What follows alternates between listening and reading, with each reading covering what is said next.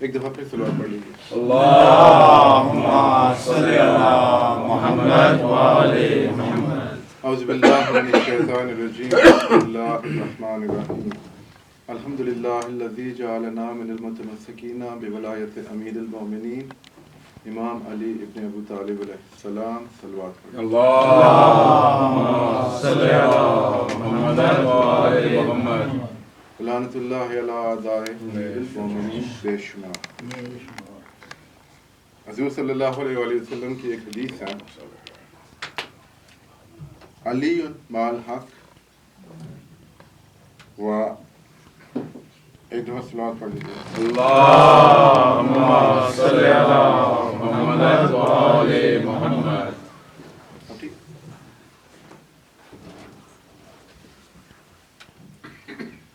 حضور صلی اللہ علیہ وآلہ وسلم کی حدیث پڑھنے لگا آپ کے سامنے.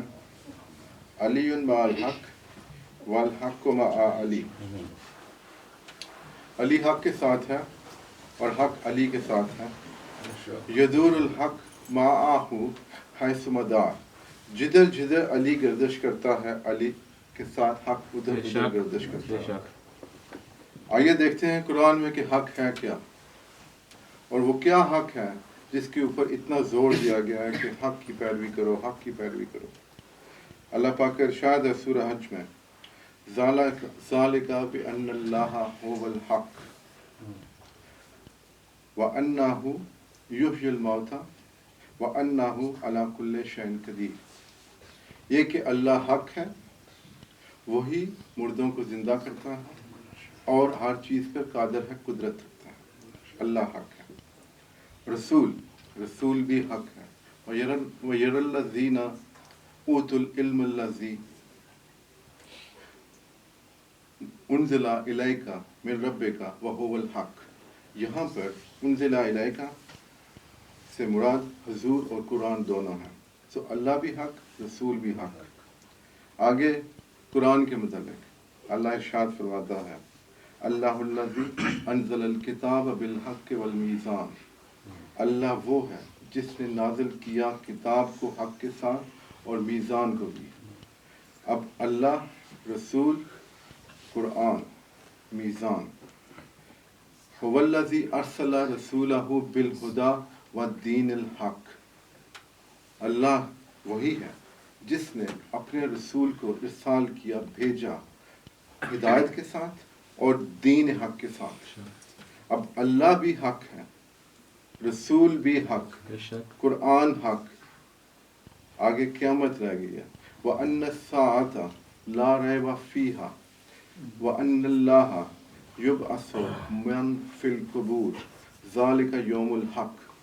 اور اس ساعت کے، اس وقت میں کوئی ریب نہیں ہے، کوئی شک نہیں ہے. اللہ ہے جو کہ مبعوث کرے گا ان کو جو کہ قبروں میں ہیں، یعنی کہ جو مردہ ہو چکے ہیں ان کو زندہ کرے گا. اور یہ یوم الحق ہے. اب قیامت بھی حق ہے، قیامت کے ساتھ میزان. آپ سن چکے ہیں حق. اس طرح اب حق کیا ہے؟ اللہ حق ہے، رسول حق، قرآن حق، دین حق، قیامت حق، میزان حق. اور حضور صلی اللہ علیہ وآلہ وسلم کی جو حدیث آپ کے سامنے پڑھی ہے، یہ شیعہ تو شیعہ سنی بھی مانتے ہیں.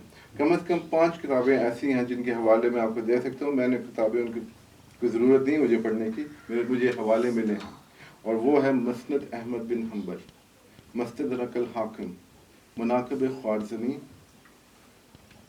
ترمذی اور کنز الاعمال. یہ 5 بکس ہیں اہل سنت والجماعت کی جس میں یہ حدیث ہے. اب حیران کرنے والی بات یہ ہے کہ جب آپ سب یہ جانتے ہیں کہ علی حق کے ساتھ ہے، علی حق کے ساتھ ہے، حق علی کے ساتھ ہے، اگر بات ادھر ختم ہو جائے تو پھر بھی کچھ تھا. لیکن آگے رسول نے فرمایا کہ حق ادھر ادھر گردش کرتا ہے، جدھر جدھر علی گردش کرے علی رائٹ مڑے، حق رائٹ مڑے، علی لیفٹ ہو، حق لیفٹ ہو. اور یہ کس زبان سے ادا کرایا؟ اللہ نے اس زبان سے ادا کرایا جس کے مطابق، جس کے متعلق اللہ کا ارشاد ہے، وَمَا يَنْطِقُ عَنِ الْهَوَىٰ إِنْ هُوَ إِلَّا وَحْيٌ يُوحَىٰ. تم تو نطق ہی نہیں کرتے، وہ تو نطق ہی نہیں کرتا اپنی مرضی سے سوائے اس کے کہ جو اس پہ وحی کی جاتی ہے. یہ تو اب رسول نے کہا نا کہ یہ میری حدیث ہے، یہ قرآن ہے. ہمیں کیا پتا، اگر رسول اس کو شامل کر دیتے قرآن میں، اللہ کہتے ہیں قرآن میں شامل کر دو، کر دے، لیکن یہ اب اللہ کی اور رسول کی اپنی کوئی حکمت ہے، ہمیں اس کے بارے میں نہیں پتا. لیکن اس سے یہ واضح ہوا کہ یہ اللہ کا فرمان تھا جو اللہ نے رسول سے کہلوایا کہ کہو کہ علی حق کے ساتھ ہے اور حق علی کے ساتھ ہے، اور علی جہاں جہاں مڑتا ہے وہاں وہاں حق مڑتا ہے. عام لوگوں کا حضرت آدم علیہ السلام سے لے کے حضور کو اور علی کو چھوڑ کے ہر شخص کی یہی ہوتی ہے کہ وہ حق کے ساتھ ہو. جہاں حق ہو وہاں وہ ہو. ایسا نہیں ہوتا کہ جہاں وہ حق وہاں اس کے پیچھے آ جائے. یہ فضیلت صرف اللہ نے علی کو دی. اور علی کو فضیلت کیوں دی؟ اگر کسی کو کوئی اعتراض ہے تو وہ اللہ سے پوچھ لے چل کے. ہمیں تو کوئی اعتراض نہیں، ہمیں تو خوشی ہوتی ہے کیونکہ ہم تو اسی طرف مڑتے ہیں جس طرف علی مڑ جائے. علی جس سے محبت کرے ہم اس کے ساتھ محبت کرتے ہیں، جس سے علی دشمنی کرے ہم اس کے دشمن، بلکہ جو علی سے دشمنی کرے. اب اگلے دن ایک جگہ پہ میں کوئی کلپ چل رہی تھی، اس نے مطلب کلابے ملا دیے زمین و آسمان کے کہ معاویہ یہ، معاویہ وہ، معاویہ یہ، معاویہ وہ، حضور نے سے جنت کی بشارت دی. میں تو اس کے نیچے صرف اتنا ہی لکھنا چاہتا تھا کہ اللہ کرے جب تم مرو تو تمہارا شمار ان لوگوں کے ساتھ ہو جو معاویہ کے ساتھ تھے، اور تمہارے دل کو مل جائے گی تسلی پھر. اب جب حضور صلی اللہ علیہ وآلہ وسلم نے فرما دیا حق کو علی کے متعلق، اور پھر ایک اور، یا علی لا یحبک الا مومن ولا یبغضک الا منافق، تو اور کی تو چھوڑے. معاویہ صاحب جو تھے ان کا بغض مولا علی علیہ السلام کے ساتھ ایسے ہی ہے جیسے روشن دن. آپ کو پتہ ہے کہ اس کے حکم پر 70 سال تک جمعہ کے خطبوں میں مولا علی علیہ السلام پہ سب و شتم ہوا. اور پھر انہی کے ایک بعد میں آئے تھے، اللہ ان پر رحمت کرے، حضرت عمر بن عبدالعزیز ان کا نام تھا. انہوں نے آ کے اس کو کام کو بند کرایا تھا. اور بند کرانے کے لیے بھی جو انہوں نے طریقہ استعمال کیا تھا وہ ایسا طریقہ تھا کہ بنی امیہ اس پہ اعتراض کر ہی نہیں سکتے تھے. انہوں نے کہا اپنے دربار میں ایک انتہائی کم تر آدمی، سمجھ لیں کوئی نائی، ٹھیک ہے، آج کل تو کافی امیر ہے نائی ماشاءاللہ، مرسیڈیز اور رینج روور چلاتے ہیں، لیکن ان دنوں نائی کافی کم تر لوگ ہوتے تھے. تو اسے بلایا اور دربار والوں سے کہا کہ میں اس کے ساتھ اپنی بیٹی کا رشتہ کرنے لگا ہوں. دربار والے لوگ اٹھ کے کھڑے ہو گئے. انہوں نے کہا کہ خلیفہ یہ کیا کر رہے ہو؟ اب وہ خلیفہ جو تھا وہ بنی امیہ کا ہونے کے باوجود اس کی ریپوٹیشن بہت شاندار تھی، اور 2 سال کے بعد اس کو بنی امیہ والوں نے ہی زہر دے کے مار دیا تھا. اس نے کہا کہ میں اپنی بیٹی کا رشتہ اس کو دینے لگا ہوں. تو انہوں نے کہا یہ آپ کیسے کر سکتے ہیں، یہ تو نائی ہے بہت کم تر. تو اس نے کہا جب رسول اللہ علی کو اپنی بیٹی کا رشتہ دے سکتے ہیں تو میں کیوں نہیں دے سکتا. اس وقت انہوں نے بھڑک کے کہا کہ علی تو رسول اللہ کے چچا کا بیٹا تھا. تو پھر انہوں نے کہا کہ پھر آپ جمعہ کے خطبوں میں اس پہ سب و شتم کیوں کرتے ہیں؟ انہوں نے کہا آج کے بعد ہم بند کر دیں گے، لیکن آپ یہ رشتہ مت دیجیے. اس طرح یہ بند ہوا تھا، اور کسی کو اجازت نہیں تھی کہ کوئی اس کے خلاف بول سکے. اب ایسے شخص کے متعلق کہنا، اور پھر وہ شخص جو علی سے بغض رکھتا ہے وہ منافق ہے کنفرم. حضور صلی اللہ علیہ وآلہ وسلم کا یہ اعلان ہے. اور منافقین کے متعلق اللہ کا کیا ارشاد ہے؟ ان المنافقین فی الدرک اسفل من النار ولن تجد لہم نصیرا. اور تم ان کا منافقین جہنم کے سب سے نچلے درجے میں ہوں گے اور تم ان کا کوئی مددگار نہیں پاؤ گے. تو جتنے بھی مولا علی علیہ السلام کے دشمن ہیں، چاہے وہ صحابی ہو، تابعی ہو، تابعین ہو، یا آج کل کے دور کا ڈاکٹر اسرار ہو، سب کے سب جہنمی، کوئی شک شبہ والی بات نہیں. اور جن لوگوں نے یہ کربلا برپا کی تھی ان لوگوں کو کوئی اعتراض نہیں تھا کسی اور شے پہ، ان کو صرف اور صرف دشمنی تھی مولا علی علیہ السلام سے. مولا علی علیہ السلام کے بچوں کو قتل کرنے کے بعد یزید نے یہ برملا کہا تھا کہ کاش آج میرے بدر اور احد کے بزرگ زندہ ہوتے تو ان کے کلیجوں میں ٹھنڈک پڑ جاتی کہ میں نے کیا کیا ہے.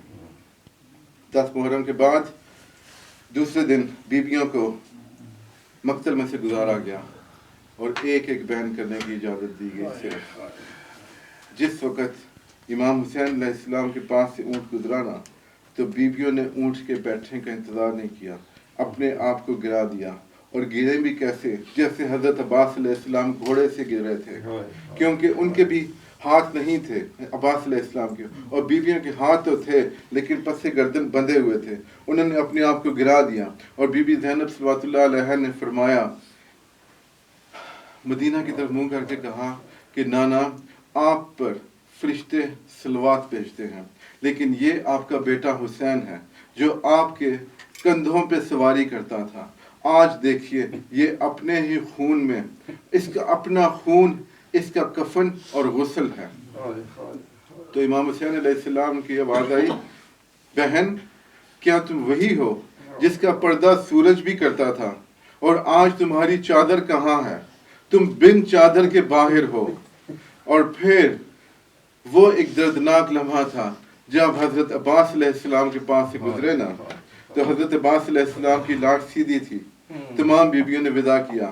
بی بی سکینہ سلام اللہ علیہ کے بارے میں کہا جاتا ہے کہ وہ سب سے آخر میں تھی، اور یہ تو آپ سن ہی چکے ہیں کہ حضرت عباس علیہ السلام نے درخواست کی تھی کہ میری لاش کو خیمے مت لے کے جائیے کیونکہ مجھے سکینہ سے شرم آتی ہے۔ تو جب حضرت عباس علیہ السلام کے سامنے بی بی سکینہ آئی نا، کوئی اعتراض کرتا ہے تو بے شک کرے، حضرت عباس علیہ السلام کسی بھی معجزہ نما ولی سے کم نہیں ہے۔ حضرت عباس علیہ السلام نے ان کو دیکھا آتے ہوئے تو اپنے آپ کو الٹا لیا۔ کیوں الٹا لیا؟ کیونکہ ہاتھ تو تھے نہیں جس سے اپنا چہرہ چھپاتے، ابھی بھی وہ شرم محسوس کر رہے تھے بی بی سکینہ کا سامنا کرنے سے، اپنے آپ کو الٹا لیا انہوں نے اور چھپا لیا اپنا منہ، اور بی بی سکینہ پاس آ کے کبھی دائیں طرف سے آتی ہیں کبھی بائیں طرف سے، اور پھر کہتی ہیں کہ چچا میری طرف دیکھو، میری طرف دیکھو، اگر نہیں دیکھتے تو کم از کم مجھے اپنا چہرہ ایک دفعہ دکھا دو، میں آج کے بعد آپ کو کبھی نہیں دیکھوں گی، اور اگر آپ یہ سوچ رہے ہو کہ میں آپ سے پانی مانگوں گی تو میں آپ سے پانی بھی کبھی نہیں مانگوں گی، میں جس کے لیے پانی مانگ رہی تھی وہ دنیا میں رہا نہیں، اور میں ویسے بھی اب آپ کی شہزادی نہیں رہی، میں ایک قیدن بن چکی ہوں جو بازاروں سے ہوتی ہوئے کبھی کوفہ اور کبھی شام کے قید خانوں میں اپنی زندگی گزارے گی۔ لعنت اللہ علی القوم الظالمین۔ سبحان اللہ۔ اللہم صلی علی محمد